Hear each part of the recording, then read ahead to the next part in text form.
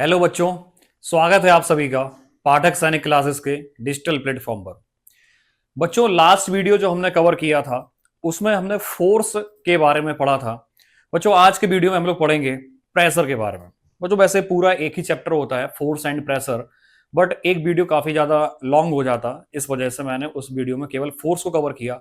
आज के इस वीडियो में हम लोग पढ़ेंगे प्रेशर के बारे में। ओके, तो बच्चों शुरू करते हैं। प्रेशर प्रेशर क्या होता है, कैसे डिफाइन करेंगे इसको, और यूनिट्स क्या क्या होती हैं वो भी बच्चों इसमें कवर कर लेंगे। तो जो प्रेशर क्या है, डिफाइन कैसे करते हैं। प्रेशर का सिंबल होता है पी, पी फॉर प्रेशर। ठीक है, और जो प्रेशर है इसकी डेफिनेशन क्या होती है, force acting per unit area. Force acting per unit area is called pressure. तो बच्चों, जो ये डेफिनेशन लिखी है प्रेशर की, उस प्रेशर की डेफिनेशन से प्रेशर का फॉर्मूला निकल के आता है, P is equal to F upon A. F for area, फिर गलत होगा, F for force and A for area. F बच्चों यहां पर फोर्स है और A एरिया है। इसकी SI यूनिट क्या होगी, SI यूनिट ऑफ प्रेशर।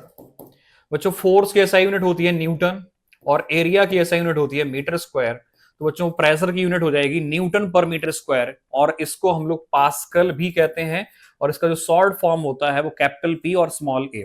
ये बच्चों पास्कल हो गया। ठीक है, तो बच्चों आगे बढ़ते हैं। तो ये प्रेशर हो गया, और एक बात आपको यहां पर याद रखनी है कि जो एरिया है वो एरिया कौन सा लेना है आपको। बच्चों, एरिया ऑफ कांटेक्ट हम लोग यहां पर लेते हैं, कोई भी एरिया नहीं रख देना है। ठीक है, मैं एक एग्जांपल से आपको एक्सप्लेन करता हूं।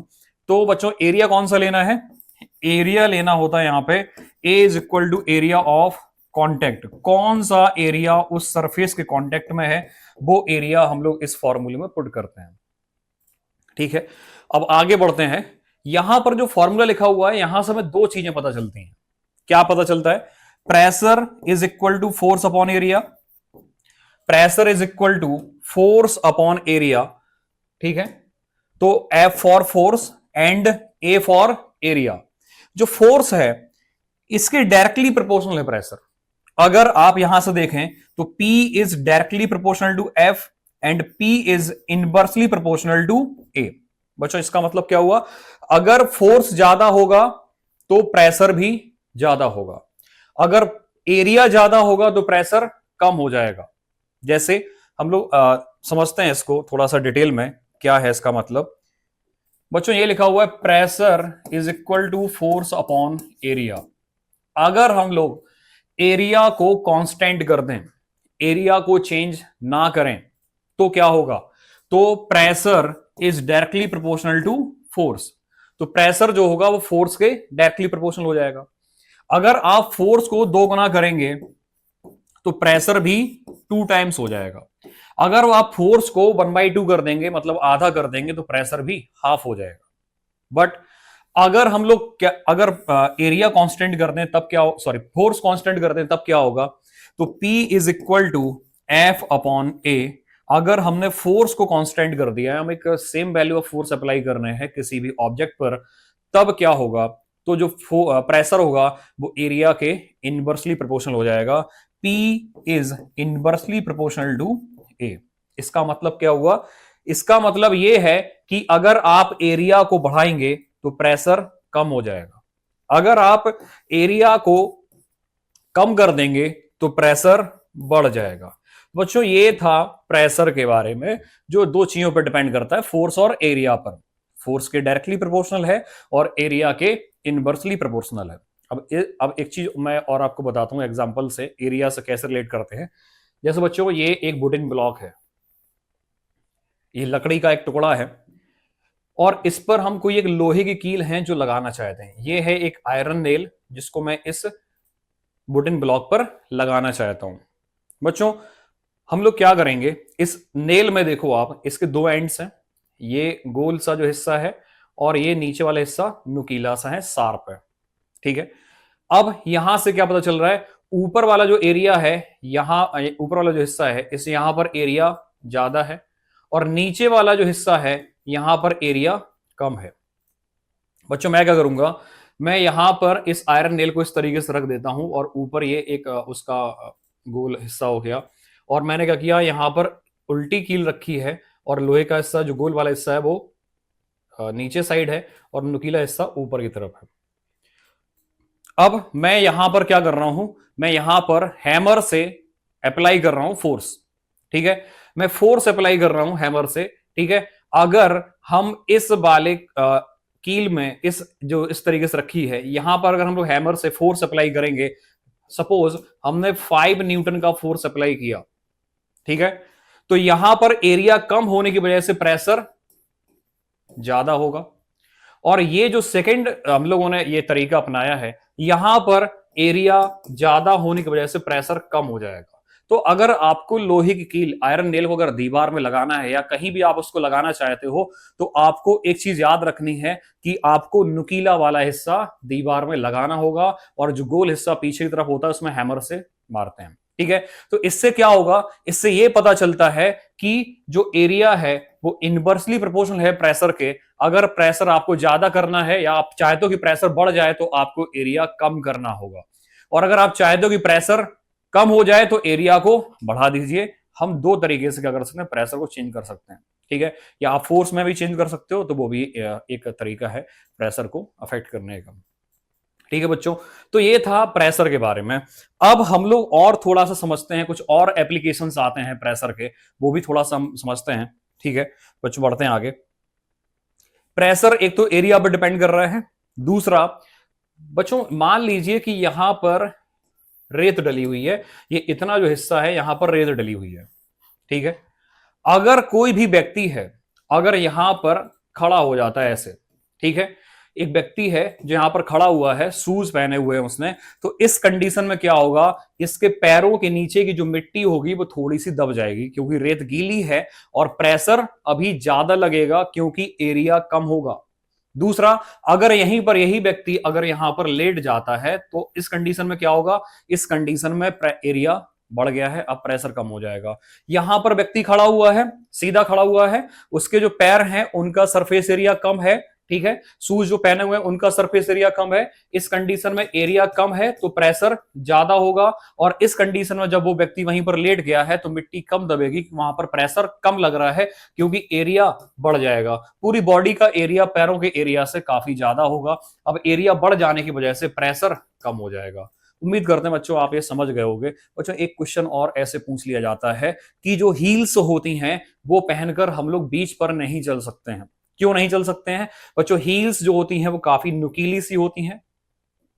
ठीक है, तो जो हील्स होती हैं वो काफी नुकीली सी हैं। जब आप हील्स पहनेंगे तो इस कंडीशन में क्या होगा, जो हील्स का जो सोल है ये एरिया काफी कम होता है। जब ये एरिया कम है तो प्रेशर ज्यादा होगा। जब प्रेशर ज्यादा है तो क्या होगा, जो हील्स होंगी वो जमीन में धंस जाएंगी, पेनिट्रेट हो जाएंगी, और वहां पर चलना मुश्किल हो जाएगा। अगर आप वहां पर चलना चाहते हो तो आपको क्या करना होगा, आप शूज पहनिए आराम से, यहां पर एरिया ज्यादा होगा, आप आसानी से वहां पर चल सकते हो, मूव कर सकते हो। ठीक है, तो बच्चों एक एग्जाम्पल ये हो गया। बच्चों एक रेल्स का और एग्जाम्पल पूछा जाता है कि रेल्स जब चलती हैं, ट्रेन जब चलती है रेल्स पर, तो क्या कंडीशन होती है। बच्चों ये देखो, ये रेलवे ट्रैक है, ये है रेलवे ट्रैक। ठीक है, यहां पर आपने रेलवे ट्रैक में देखा होगा अगल बगल जो होती है वो गिट्टी वगैरह डली होती है यहाँ पे। ठीक है, यहाँ पर डली होती है, और जो लकड़ी के गार्टर्स होते हैं जो यहाँ पर ऐसे इस तरीके से लगे हुए होते हैं। ये क्या जरूरत पड़ गई है इनको लगाने की, क्यों लगाया जा रहा है। उम्मीद करते हैं कि आप समझ रहे होंगे कि क्यों यहाँ पर इन लकड़ी के गार्टर्स को लगाया गया है, रीजन क्या है। या कंक्रीट के भी लगाए जाते हैं तो क्यों लगाए जा रहे हैं, रीजन क्या है। रीजन ये है कि अगर रेल्स ऐसी ही डली हुई हैं, ठीक है, नीचे कोई भी गार्टर्स वगैरह नहीं लगाए गए हैं, कोई दिक्कत नहीं है। फिर एक बार ट्रेन निकलेगी, ट्रेन में बहुत सारे पैसेंजर्स बैठे होते हैं, ट्रेन भी बहुत हैवी है, पैसेंजर्स बैठे हुए हैं, तो मास और ज्यादा इंक्रीज हो जाएगा, फोर्स भी बढ़ेगा। जब फोर्स बढ़ेगा और एरिया कम होने की वजह से यहां पर प्रेशर बढ़ जाएगा, और जब प्रेशर ज्यादा होगा तो जो रेल्स होंगी जमीन में धंस जाएंगी, पेनिट्रेट हो जाएंगी। तो रेल्स को चलना, ट्रेन को चलना काफी मुश्किल हो जाएगा। अब इस कंडीशन में क्या हुआ है, जब हम लोगों ने लकड़ी के गार्टर्स को इस तरीके से लगा दिया है, अब क्या होगा, अब क्या प्रभाव पड़ेगा इस पे, तो अब क्या होगा, अब ये होगा कि जो प्रेशर यहां पर पड़ रहा है, एरिया अब बढ़ गया है। एरिया बढ़ गया, कैसे बढ़ गया एरिया, ये गार्टर्स जो होते हैं ये लगाने की वजह से जो प्रेशर होता है पूरे रेल्स में क्या होता है, इक्वली डिस्ट्रीब्यूट हो जाता है और यहां पर प्रेशर कम हो जाएगा क्योंकि एरिया बढ़ गया है तो प्रेशर कम होगा। सीधा सीधा जो एप्लीकेशन है वो क्या है, यहां पर एरिया का है। ठीक है, तो ये जितने भी एग्जांपल्स मैंने आपको अभी बताए हैं, इन सभी में आपको एक ही चीज ध्यान रखनी है, क्या याद रखना है कि जो प्रेशर है फोर्स के डायरेक्टली प्रोपोर्शनल है और एरिया के इनवर्सली प्रोपोर्शनल है। फोर्स बढ़ा दोगे प्रेशर बढ़ जाएगा, एरिया बढ़ा दोगे प्रेशर कम हो जाएगा, क्योंकि force is directly proportional to pressure. ठीक है, और area is inversely proportional to pressure. तो अगर आपने एरिया बढ़ाया है तो प्रेशर कम हो जाएगा। अगर आप चाहे तो प्रेशर बढ़ा दें तो आप क्या कर सकते हो, या तो फोर्स बढ़ा दो या फिर एरिया को कम कर दो। अगर आप चाहते हो कि प्रेशर को कम कर दिया जाए तो क्या करना होगा, फोर्स कम कर दो या फिर एरिया बढ़ा दो। ठीक है, तो बच्चों आप क्या कर सकते हैं, देखिए इधर, अगर आप चाहते हैं कि प्रेशर को इंक्रीज कर दिया जाए तो आपके पास दो ऑप्शन है। क्या क्या कर सकते हो आप, या तो आप फोर्स को इंक्रीज कर दीजिए या फिर एरिया को आप डिक्रीज कर दीजिए। अगर आप चाहते हो कि प्रेशर को कम कर दिया जाए तो भी आपके पास दो ऑप्शन है। क्या ऑप्शन है, या तो आप फोर्स को कम कर दीजिए या फिर एरिया को बढ़ा दीजिए। इस तरीके से हम लोग प्रेशर में चेंज कर सकते हैं। ठीक है, तो बच्चों जो प्रेशर होता है, प्रेशर की ये थोड़ा सा एक्सप्लेनेशन था प्रेशर के बारे में। अब बच्चों एक चीज और यहां पर आपको ध्यान रखनी है कि जो प्रेशर है उसकी और भी बहुत सारी यूनिट होती हैं। एटमॉस्फेरिक प्रेशर क्या होता है, एक टॉपिक पूछा जाता है, एटमॉस्फेरिक प्रेशर क्या होता है। एटमॉस्फेरिक प्रेशर क्या होता है बच्चों, एटमॉस्फेयर क्या है, ब्लैंकेट ऑफ एयर। ठीक है, जो हमें चारों तरफ से कवर किए हुए है वो एटमॉस्फेयर है। ठीक है, एटमॉस्फेयर में क्या है, मिक्सचर गैसेस का, एयर कहते हैं इसको, और जो एयर होती है वो हमारे ऊपर एक प्रेशर अप्लाई कर रही होती है जिसको हम लोग बोलते हैं एटमॉस्फेयर प्रेशर। ठीक है, तो एटमॉस्फेयर की वजह से लगने वाला प्रेशर क्या कहलाता है, एटमॉस्फेयर प्रेशर कहलाता है। ठीक है, और जनरली हम लोग एटमॉस्फेयर प्रेशर को मेजर कर लेते हैं। एटमॉस्फेयर ये एक यूनिट होती है, इसमें एटीएम लिखते हैं शॉर्ट में, एटमॉस्फेयर में ही मेजर कर लेते हैं। सी लेवल पर जो एटमॉस्फेयर प्रेशर होता है वो 1 एटीएम होता है, 1 एटमॉस्फेयर। ठीक है, सी लेवल पर जो एटमॉस्फेयर प्रेशर है वो कितना है, 1 एटमॉस्फेयर है। अगर आप हाई एल्टीट्यूड्स पर जाते हैं तो प्रेशर वहां पर कम होता जाएगा। ठीक है, क्योंकि आप लोगों ने पढ़ा होगा कि जब हम लोग हाई एल्टीट्यूड पर जाते हैं तो जो डेंसिटी होती है एयर की वो कम होती जाती है, और due to decrease in density कम हो जाने की वजह से वहां पर जो प्रेशर की वैल्यू है वो कम होती जाती है। तो जैसे जैसे आप हाई एल्टीट्यूड पर जाएंगे वैल्यू ऑफ प्रेशर कम होती जाएगी। ठीक है, चलो बच्चों अब आगे बढ़ते हैं। तो प्रेशर की वैल्यू हाई एल्टीट्यूड पर कम होती चली जाएगी। ठीक है, जैसे जैसे हम लोग ऊंचाई पर जाएंगे प्रेशर कम होता जाएगा। ठीक, चलो आगे बढ़ते हैं। तो एक क्वेश्चन इस तरीके से पूछा जाता है कि अगर आप हाई एल्टीट्यूड पर जाएंगे तो क्या होगा, प्रेशर कम होता जाएगा। ठीक है, अब एक चीज और बच्चों, इससे रिलेटेड एक क्वेश्चन आता है, वो क्वेश्चन क्या होता है देखते हैं। क्वेश्चन ये है, आप लोगों ने सुना होगा कि अगर आप दाल पकाना चाहते हो तो पहाड़ों पर देर में पकती है और प्लेन्स पर जल्दी पक जाती है, तो रीजन क्या है। पहाड़ों पर क्या है भाई, आप हैं हाई एल्टीट्यूड पर, और जब आप हाई एल्टीट्यूड पर होते हैं तो क्या होता है, जब आप हाई एल्टीट्यूड पर हैं तो हाई एल्टीट्यूड पर प्रेशर कम है। ठीक है, जब आप हैं हाई एल्टीट्यूड पर तो वहां पर प्रेशर कम है, और प्रेशर चेंज होने की वजह से जो बॉइलिंग पॉइंट होता है वाटर का, बॉइलिंग पॉइंट ऑफ वाटर वो भी चेंज हो जाएगा। ठीक है, जब प्रेशर कम होगा तो बॉइलिंग पॉइंट ऑफ वाटर भी चेंज हो जाएगा। कैसे, pressure is directly proportional to boiling point. ठीक है, अगर आप प्रेशर को बढ़ा देंगे तो बॉइलिंग पॉइंट भी बढ़ जाएगा, अगर आप प्रेशर को कम कर दोगे तो बॉइलिंग पॉइंट भी कम हो जाएगा। ठीक है, प्रेशर बढ़ाइए बॉइलिंग पॉइंट बढ़ेगा, प्रेशर कम कर दीजिए बॉइलिंग पॉइंट भी कम हो जाएगा। ठीक है, तो यहां से क्या पता चला, जब आप हाई एल्टीट्यूड पर गए तो प्रेशर कम है तो बॉइलिंग पॉइंट भी कम हो जाएगा। मैं एक एग्जांपल लेता हूं कि जब आपने वाटर को बॉईल करना शुरू किया हाई एल्टीट्यूड पर, तो वाटर जो प्लेन्स में 100 डिग्री सेल्सियस पे बॉईल कर रहा था, ठीक है, नॉर्मल प्रेशर पर, ठीक है, वो वाटर अब 90 डिग्री सेल्सियस या फिर 80 डिग्री सेल्सियस पर ही बॉईल करने लगा है, बॉइलिंग पॉइंट डिक्रीज हो गया है due to decrease in pressure. और जब आप कोई भी चीज बॉईल कर रहे हो, ठीक है, जैसे आप उसमें आलू उबाल रहे हो या फिर दाल पका रहे हैं, तो ऐसी कंडीशन में क्या होगा, जो टेम्परेचर होगा वो 80 से ज्यादा होगा ही नहीं, क्योंकि जो वाटर है वो 80 डिग्री सेल्सियस पर ही बॉईल कर रहा है या फिर 90 डिग्री सेल्सियस पर ही बॉईल कर रहा है। ठीक है, और आपने पढ़ा होगा जब भी स्टेट चेंज होगी तो टेम्परेचर चेंज नहीं होगा। जब वाटर स्टीम में कन्वर्ट होने लगा है तो अब इस कंडीशन में जो टेम्परेचर होगा वाटर का वो इंक्रीज नहीं होगा। बॉइलिंग पॉइंट अगर 80 डिग्री सेल्सियस है तो इस 80 डिग्री सेल्सियस पर ही वाटर बॉईल कर रहा है और उससे ज्यादा टेम्परेचर अब नहीं बढ़ेगा। तो आप जो भी पका रहे थे उसको पकाने में आपको समय लगेगा। ठीक है बच्चों, इसका एक एप्लीकेशन आप लोगों ने ऐसा नोटिस किया होगा, प्रेशर कुकर में कोई भी चीज अगर आप लोग पकाते हैं तो वो जल्दी पक जाती है in comparison to open vessel. ठीक है, मतलब ओपन वेसल में टाइम लगेगा पकाने में, लेकिन जो प्रेशर कुकर है वहां पर जल्दी पक जाता है। तो रीजन क्या है? रीजन ये है, जब आपने किसी भी चीज को प्रेशर कुकर में डाला, तो प्रेशर कुकर में डाला तो क्या हुआ, वहां पर जो वाटर है वो धीरे धीरे वेपर में बनेगा, बॉइल करेगा, स्टीम में कन्वर्ट होगा। ठीक है, और जो स्टीम होती है वो कुकर की वॉल से टकराती है और प्रेशर एक्सर्ट करती है, क्योंकि गैसेस के मॉलिक्यूल्स जो होते हैं वो हर एक डायरेक्शन में प्रेशर एक्सर्ट करते हैं, किसी भी कंटेनर से टकराते हैं तो वो प्रेशर एक्सर्ट करते हैं उस पर। तो जब प्रेशर एक्सर्ट करेंगे धीरे धीरे क्या होगा, प्रेशर इंक्रीज होगा, और जब उस प्रेशर कुकर के अंदर प्रेशर जब इंक्रीज होगा तो प्रेशर इंक्रीज होने की वजह से बॉइलिंग पॉइंट ऑफ वाटर भी इंक्रीज हो जाएगा। ठीक है, और जब boiling point of water increase होगा तो due to increase in boiling point या due to increase in pressure, boiling point increase हो गया। अब जो वाटर 100 डिग्री सेल्सियस पर बॉइल कर रहा था वही वाटर अब 105 डिग्री सेल्सियस या 110 डिग्री सेल्सियस पर बॉइल कर रहा है। तो अब टेम्परेचर ज्यादा है वाटर का, जब टेम्परेचर बढ़ेगा तो ऑब्वियस सी बात है कोई भी चीज आप जो पका रहे थे वो जल्दी पक जाएगी। ठीक है बच्चों, तो हम लोग प्रेशर कुकर का यूज क्यों करते हैं? ये केस है पूरा किसका? प्रेशर कुकर का। ठीक है बच्चों, ये लिखा हुआ है किसके बारे में? प्रेशर कुकर के बारे में।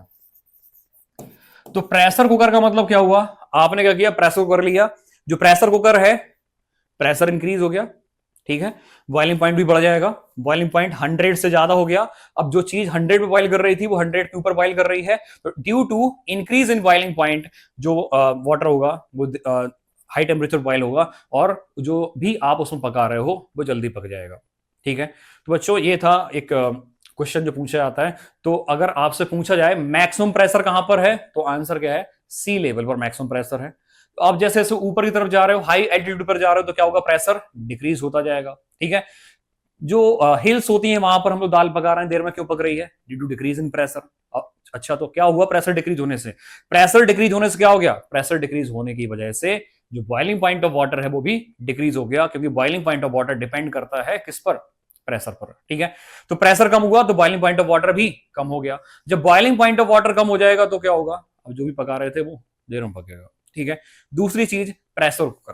प्रेशर कुकर के अंदर क्या हो रहा है? प्रेशर कुकर के अंदर प्रेशर ज्यादा है, हाई प्रेशर है, क्योंकि जो गैस होती है बाहर निकल पाती है, जब विसिल आती है तो गैस बाहर निकलती है हाई प्रेशर के साथ। ठीक है, तो जो भी आप वाटर बॉइल कर रहे हो वो हाई टेम्परेचर बॉइल करेगा, क्योंकि due inside the pressure cooker pressure increase हो जाता है, और due to increase in pressure boiling point of water also increases. जब boiling point of water increase होगा तो फिर क्या होगा, जो दाल आप 10 मिनट 15 मिनट पका रहे थे वो 5 मिनट में ही हो सकता पक जाए या 7 मिनट पक जाएगी, क्योंकि टेम्परेचर ऑफ वाटर इंक्रीज हो गया है। जो वाटर 100 पर बॉइल कर रहा था अब वो 120 या 110 पर बॉइल करेगा due to increase in pressure. उम्मीद करते हैं बच्चों ये आपको इतना समझ में आ गया होगा। मैंने आपको एक चीज और बताई पीछे, सी लेवल पर प्रेशर कितना है? 1 एटमॉस्फेयर। ठीक है, सी लेवल पर प्रेशर कितना है? 1 एटमॉस्फेयर। तो 1 एटमॉस्फेयर क्या है? Unit of atmospheric pressure. आप इसको ऐसे भी याद कर लो, 1 atmosphere is equal to 760 millimetre of mercury. ठीक है, अगर आप किसी मरकरी से भरा हुआ एक ट्यूब अगर वहां पर रखते हैं तो उसमें जो कैलिब्रेशंस होते हैं, जो ग्रेजुएशंस होते हैं, जो मेजरमेंट देते हैं कि प्रेशर कहां तक पहुंच रहा है, वहां पर कहां तक पहुंचेगा? 76 सेंटीमीटर या फिर 760 मिलीमीटर तक मरकरी जो है वहां पर इंक्रीज होगा। ठीक है, या फिर आप इसको क्या लिख सकते हो? 76 सेंटीमीटर ऑफ मरकरी। तो ये है भाई 1 एटमॉस्फेयर, इसको आप कन्वर्ट भी ऐसे कर सकते हो। ठीक है। तो बच्चों ये था एटमॉस्फेयर प्रेशर। एटमॉस्फेयर प्रेशर की यूनिट एटमॉस्फेयर, और सी लेवल प्रेशर कितना है, 1 atmosphere. 1 atmosphere is equal to 760 millimetre of mercury या फिर 76 सेंटीमीटर ऑफ मरकरी। उम्मीद करते हैं बच्चों आपको इतना ये समझ में आ गया होगा। ठीक है, तो बच्चों हम लोग बात करते हैं अभी लिक्विड प्रेशर के बारे में। लिक्विड प्रेशर जो होता है उससे रिलेटेड क्वेश्चन आते हैं पेपर में। उसमें पूछा जाता है कि मैं आपको क्वेश्चन सही बताता हूँ, समझाता हूँ यहाँ पे क्या करना होता है। ये एक कंटेनर है, इस कंटेनर में वाटर भरा हुआ है। ठीक है, ये पानी भर दिया, इस कंटेनर में भरा हुआ है वाटर। ठीक, अब जब इस कंटेनर में वाटर भरा हुआ है, हमने मान लिया है कि इसके वो जो वाटर है इसकी डेंसिटी है रो। ठीक है, rho is the density of the water, या फिर कोई अदर लिक्विड यहां पे फिल किया गया है अदर देन वाटर, तो उसकी डेंसिटी क्या है, रो है। ठीक है, और इस जिस भी पोजीशन पर ये जो रखा हुआ है कंटेनर, वहां पर जो ग्रेविटेशनल फोर्स है या जो एक्सेलरेशन ड्यू टू ग्रेविटी है उसकी वैल्यू स्मॉल जी है। ठीक है, अब इस वाटर के अंदर point A, point B, point C और पॉइंट डी, ये 3 पॉइंट पर कोई एक ऑब्जेक्ट रखा हुआ है। ठीक है, एक ऑब्जेक्ट पॉइंट ए पर है, दूसरा ऑब्जेक्ट पॉइंट बी पर है, तीसरा ऑब्जेक्ट पॉइंट सी पर है, चौथा ऑब्जेक्ट पॉइंट डी पर है। तो ये 4 ऑब्जेक्ट इस तरीके से यहां पर रखे हुए हैं। जब ये 4 ऑब्जेक्ट यहां पर रखे हुए हैं, आपको ध्यान का देना है, आपसे पूछा जाएगा कि किस पॉइंट पर प्रेशर मैक्सिमम है। तो बच्चों यहां पर आपको ध्यान रखना है कि लिक्विड के द्वारा एक्सर्ट किया गया प्रेशर, इसका फॉर्मूला क्या होता है। तो लिक्विड प्रेशर का फॉर्मूला होता है P equal to rho G H. आपको ध्यान रखना है, rho is the density of the liquid filled in the container. जो भी कंटेनर में लिक्विड भरा हुआ है उसकी डेंसिटी क्या है, वो रो है। G for acceleration due to gravity, and H for, यहां पर आपको डेप्थ लेनी है, कितनी गहराई में आप पानी के अंदर हैं। ठीक है बच्चों, उम्मीद करते हैं कि आपको इस क्वेश्चन का आंसर समझ में आ गया होगा कि कौन से पॉइंट पर प्रेशर मैक्सिमम पड़ रहा होगा। जो ऑब्जेक्ट पॉइंट डी पर रखा हुआ है, और बच्चों एच क्या है, आपको लेनी है डेप्थ, कहां से, सरफेस ऑफ द वाटर। जहां कहां डेप्थ लेनी है, वाटर की सरफेस से। अब आप देखिए सरफेस से सबसे ज्यादा डेप्थ पर कौन सा पॉइंट है, पॉइंट डी। जो पॉइंट डी पर जो ऑब्जेक्ट रखा हुआ वहां पर प्रेशर मैक्सिमम होगा, और पॉइंट सी पर जो ऑब्जेक्ट रखा हुआ यहां पर प्रेशर कम होगा। बी पर जो ऑब्जेक्ट रखा हुआ यहां पर प्रेशर और कम होगा, और पॉइंट ए पर जो ऑब्जेक्ट रखा हुआ यहां पर मिनिमम प्रेशर फील किया जाएगा। ठीक है, तो बच्चों उम्मीद करते हैं आपको ये समझ में आएगा। आपको फॉर्मूला याद रखना है लिक्विड प्रेशर का, रो जी एच। रो का मतलब क्या होता है बच्चों, ये सिंबल है, इसको हम लोग रो बोलते हैं। ठीक है, हिंदी में रो बोला जाता है, इंग्लिश में RHO स्पेलिंग। ठीक है, तो बच्चों ये रो है, rho is the density of the liquid जो भरा हुआ है कंटेनर में या किसी भी चीज में भरा हुआ है, नदी में, तालाब में। ठीक है, उसके बाद G is the acceleration due to gravity. ठीक है, और एच क्या है, एच है depth of the object from the surface of water या सरफेस ऑफ द लिक्विड, वहां से कितनी डेप्थ में कोई भी ऑब्जेक्ट है जो रखा हुआ है। तो इस तरीके से हम लोग क्या कर सकते हैं, लिक्विड प्रेशर कैलकुलेट कर सकते हैं। आपसे सीधा ये पूछा जाएगा कि 4 पॉइंट दिए गए हैं या 3-4 पॉइंट दिए गए हैं, या कोई ऑब्जेक्ट रखा हुआ है इतनी डेप्थ पर है, तो वो प्रेशर ज्यादा फील करेगा या नहीं करेगा। तो आपको देखना है कि सरफेस से कितनी ज्यादा डेप्थ पर है।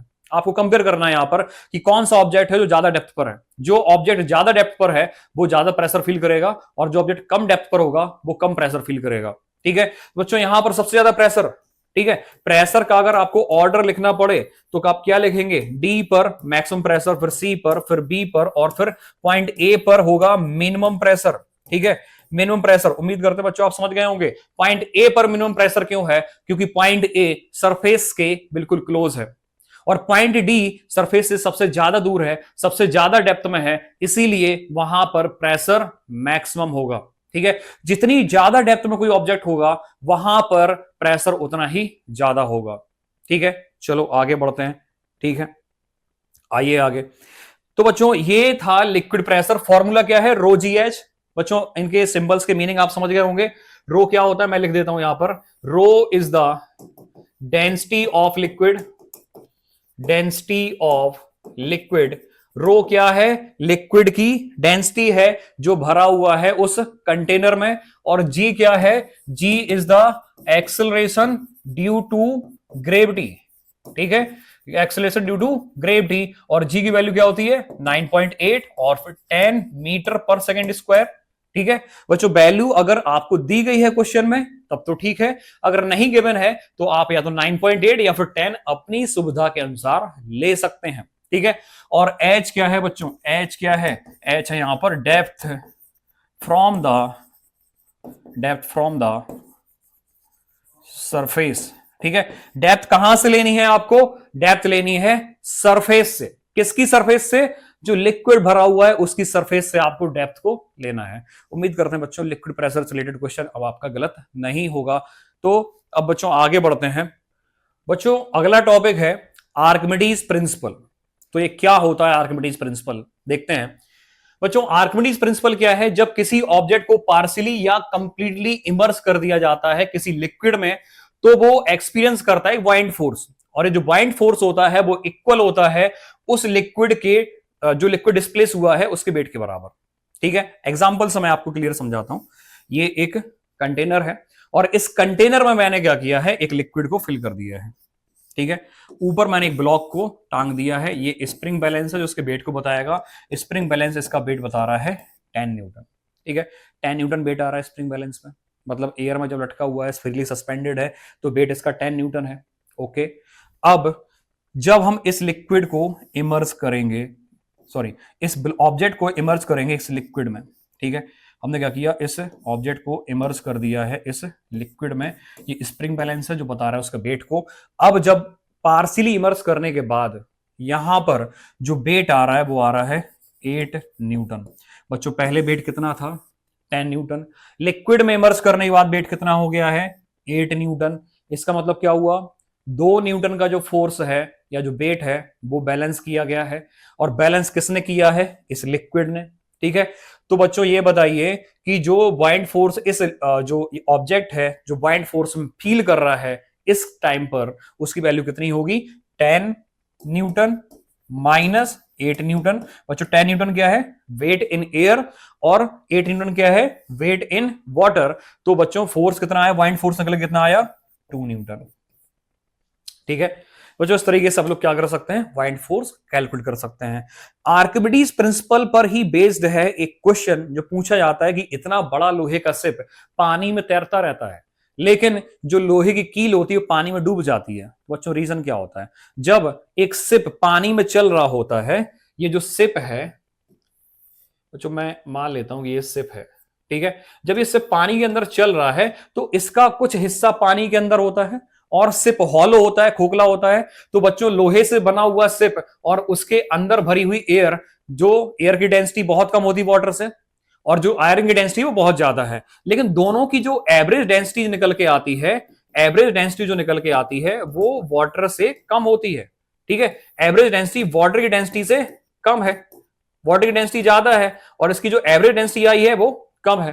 ठीक है, किसकी एवरेज डेंसिटी? वाटर की, सॉरी एयर की, और जो आयरन है उसकी एवरेज डेंसिटी वाटर की डेंसिटी से कम है। तो इस वजह से जो शिप होता है वो आसानी से फ्लोट करता रहता है, जबकि जो लोहे की कील है उसमें एयर नहीं है, वो पूरी सॉलिड है, खोखली नहीं होती है, इस वजह से वो वहां पर पानी में डूब जाती है। या फिर आप ऐसा भी कह सकते हो कि जो शिप होता है वो उसका जितना वॉल्यूम पानी के अंदर होता है वो अपने वॉल्यूम के बराबर वाटर को डिस्प्लेस कर देता है, इस वजह से वहां पर शिप नहीं डूबता है। बट कील ऐसा नहीं कर पाती है, कील अपने वॉल्यूम के बराबर वाटर को डिस्प्लेस नहीं कर पाती है, इस वजह से जो लोहे की कील होती है बच्चों वो पानी में डूब जाती है। तो बच्चों ये था प्रेशर। आज का वीडियो में आपने प्रेशर के बारे में पढ़ा। बच्चों उम्मीद करते हैं आपको ये वीडियो अच्छा लगा होगा, और अगर आपको वीडियो अच्छा लगा है तो आप हमारे चैनल को सब्सक्राइब करिए, वीडियो को लाइक करिए और दोस्तों के साथ शेयर करिए। Thank you.